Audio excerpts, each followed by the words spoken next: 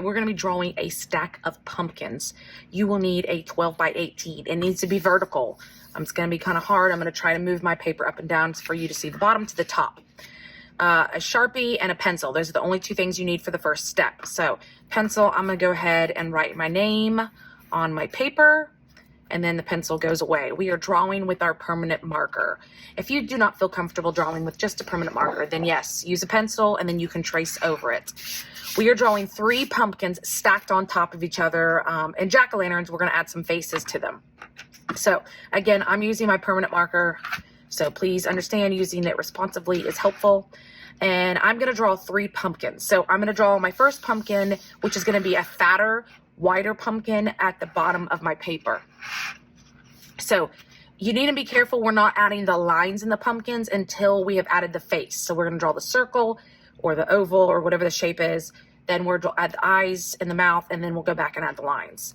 So again, if you want to, it'll help to fold your paper. So if you fold the top to the bottom, that's going to give you the center. So I know this first pumpkin has to go way below this line. My middle pumpkin will be in the middle of that line, and then my top pumpkin above it. And there's no stem on this first and second pumpkin. So there's my shape.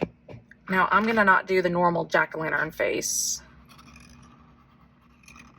I'm actually going to add a real type of face. He's looking up because he's obviously got a bunch of pumpkins stuck on him. So if you would like to use any type of eyes that you prefer, feel free to change up the eyes if you like them. He's going to be frowning. This is the mouth I'm doing. Again, you get to make these choices. This is your artistic decisions.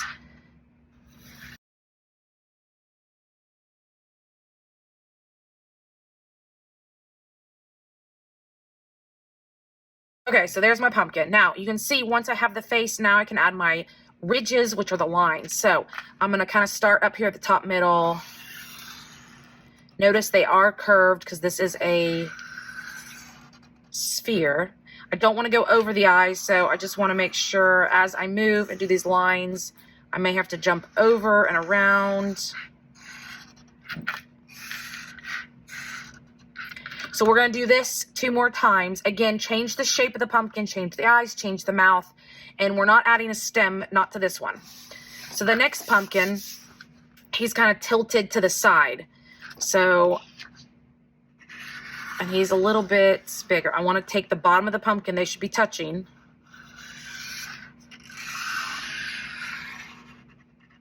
So again, I made him a different shape, so you'll have to figure out which kind of shape. They should be touching in the bottom of the top of the first pumpkin, bottom of the second pumpkin.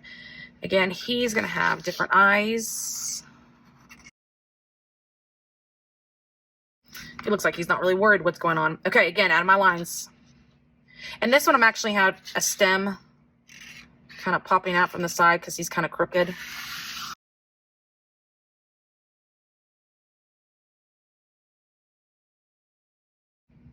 And then last but not least, again, this one should be on the top. I'm going to make him a little bit bigger. Again, I need to make sure the bottom, and I have room for the stem. Came to the bottom, I kind of realized I couldn't go below that one. So you can, if you saw me, I kind of had to just make it the shape of this pumpkin right here. I don't want this pumpkin over that pumpkin. Stem. Okay, once I got my face, I'm going to add my ridges.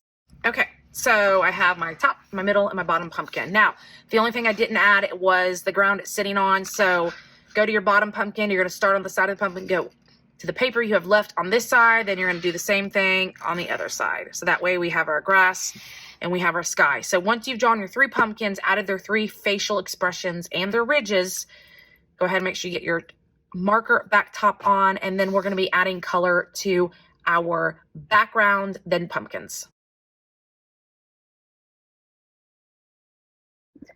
Okay, we're going to start painting. This is lesson 2.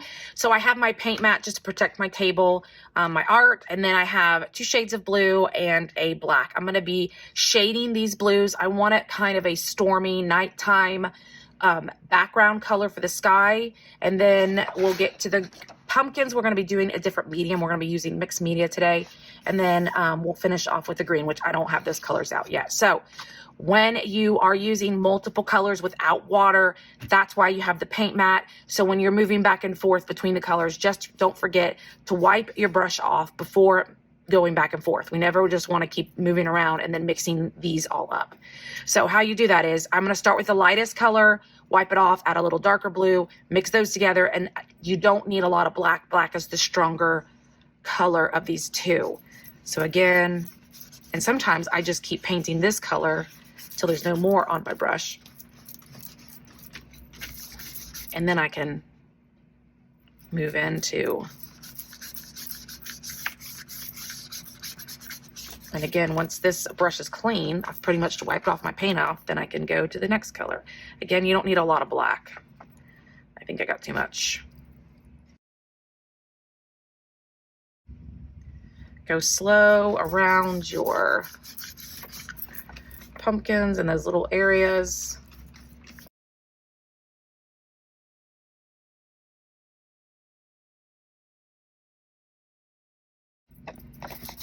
If you notice, I'm taking my brush and I'm using the flat edge. I'm turning it one way to get into the little areas, and then turning it the flat, fatter way to fill in the big space.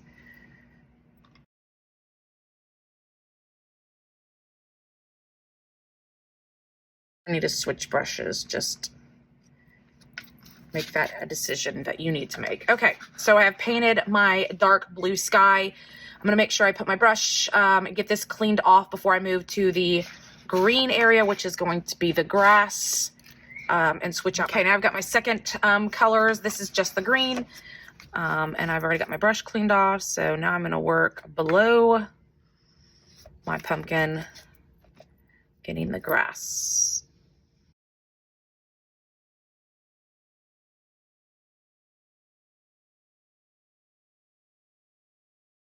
Okay, so I finished my background today. Again, make sure that you get your brush soaked where it needs to be. Make sure you close your paints up and make sure that your artwork gets to the area so it can dry and ready to add color to our pumpkins.